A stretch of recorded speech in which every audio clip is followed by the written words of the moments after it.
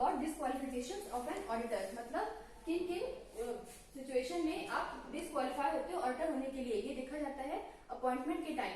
जब आप कंपनी में ऑडिटर को अपॉइंट करते हो तो देखते हो कि कहीं वो डिस्क्वालिफाई तो नहीं हो रहा है, इन सर्कमस्टेंसेस में वो डिस्क्वालिफाई होता है। It is discussed according to section 141 subsection 3 of companies act 2003। ये एग्जाम में आ सकता है कि किस सेक्शन के अकॉर्डिंग डिस्क्वालिफिकेशन देखी जाती है। ठीक, तो first point is your any body corporate other than limited liability partnership, मतलब any body corporate is disqualified to become an auditor of a company. Any body corporate क्या होता है? Any body corporate is a corporate entity जिसका एक legal existence है और वो include करता है कोई भी पब्लिक कंपनी को, कोई प्राइवेट कंपनी को, किसी एक पर्सनल कंपनी को या फिर कोई फॉरेन कंपनी को जो कि इंडिया के आउटसाइड काम कर रही है। ये क्या इंक्लूड नहीं करता है? ये इंक्लूड नहीं करता है कोऑपरेटिव सोसाइटी को, और ये इंक्लूड करता है लिमिटेड लायबिलिटी पार्टनरशिप को।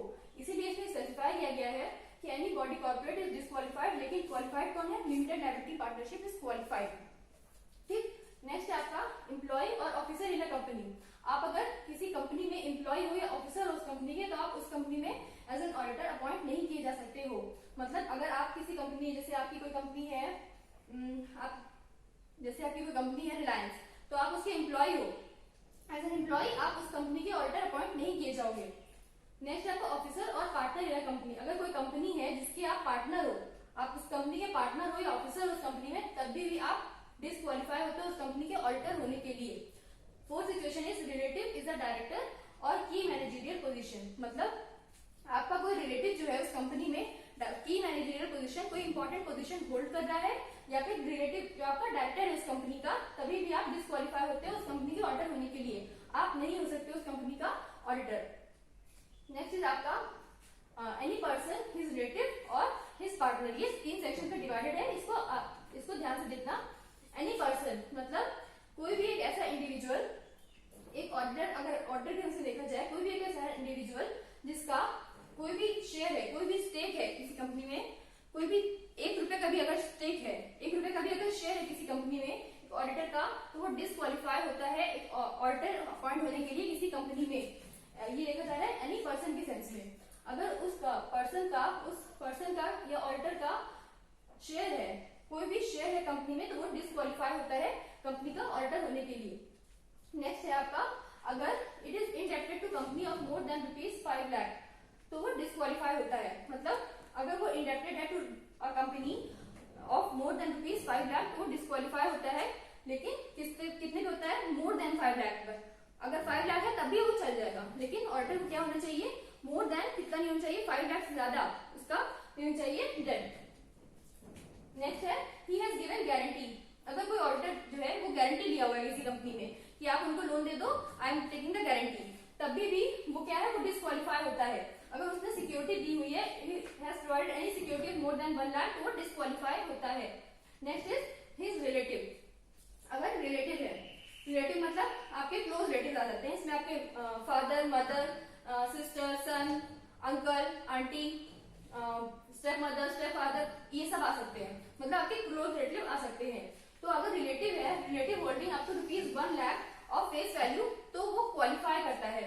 तो वो क्वालिफाई करता है ऑर्डर होने के लिए अगर उसके पास अप टू 1 लाख है किसी कंपनी में, लेकिन उससे अगर ज्यादा है तब वो डिस्क्वालिफाई कर जाएगा।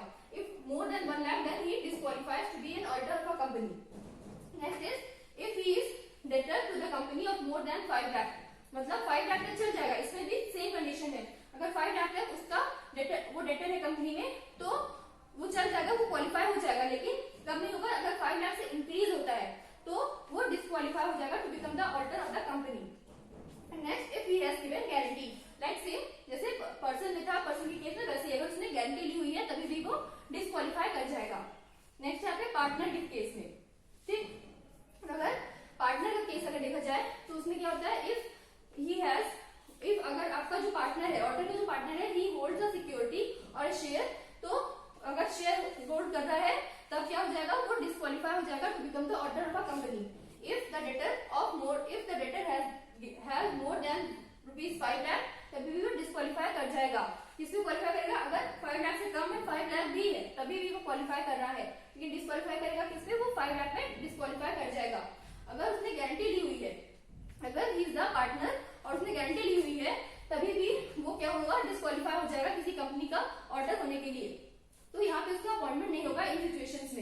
नेक्स्ट है आपका फ्रॉड। अगर किसी चार्टर्ड अकाउंटेंट ने फ्रॉड किया हुआ है, अगर उसके ऊपर कोई केस है फ्रॉड का, तब वो क्या होता है, उसमें ये देखा जाता है कि डेट ऑफ कन्विक्शन, मतलब जिस टाइम पर कन्विक्शन आया है, जिस टाइम पर ऑर्डर आया है, तब से लेकर 10 साल तक, आगे के 10 साल तक वो डिस्क्वालिफाइड है टू बिकम द ऑडिटर।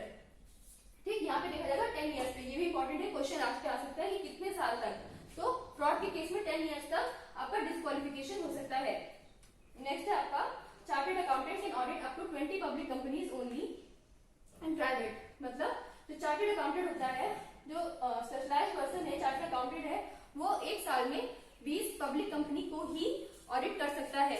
20 से 21 नहीं, एक बढ़नी नहीं चाहिए। वो और क्या कर सकता है, हो सकता है प्राइवेट कंपनी का भी कर सकते हैं ऑडिट, लेकिन उसको पब्लिक कंपनी में 20 ही करनी है। इससे भी ऑडिट क्वेश्चन आ सकते हैं कि कितने कंपनी का कर सकता है। अगर उसको इससे ज्यादा करना है तो अमेंडमेंट के थ्रू करना होगा। Next is according to section 144 of the act, auditor is ordered not to render certain services. Section 144 ये बताता है कि ऑडिटर को कौन कौन सी सर्विसेज नहीं करनी है किसी कंपनी में। सेक्शन 144 बताता है auditor not to render certain services, कौन कौन सी सर्विसेज ऑडिटर को नहीं करनी है। सेक्शन 144, इस पे भी क्वेश्चन आ सकता है किस सेक्शन के अंडर बताया गया है कि ऑडिटर को कुछ सर्विसेज रेंडर नहीं करनी है। तो वो है आपका मैनेजमेंट, वो नहीं करनी है, अकाउंट्स नहीं देखना है, लीगल एडवाइजर नहीं होना है किसी कंपनी का, आपकी फाइनेंशियल एडवाइजर नहीं होना है किसी कंपनी का। ठीक, मैनेजमेंट की ड्यूटी नहीं करनी है, अकाउंटिंग नहीं देखनी है, लीगल एडवाइजर नहीं होना है, फाइनेंशियल एडवाइजर नहीं होना है, या इंटरनल ऑडिटर नहीं हो सकता है किसी कंपनी का। And last is if having direct और indirect relationship with the company, then also he is disqualified to become the auditor। अगर उसका डायरेक्टली या इनडायरेक्टली कोई रिलेशनशिप हो रहा है कंपनी से, तभी भी वो डिस्क्वालिफाइड है to become the auditor of the company. इसलिए देखा जाता है अगर ऑडिटर डिस्क्वालिफाइड है, होल्डिंग कंपनी में अगर डिस्क्वालिफाइड है, तो वो सब्सिडरी कंपनी में भी डिस्क्वालिफाइड होगा, और अगर सब्सिडरी कंपनी में डिस्क्वालिफाइड है, तब वो होल्डिंग कंपनी में भी डिस्क्वालिफाइड होगा।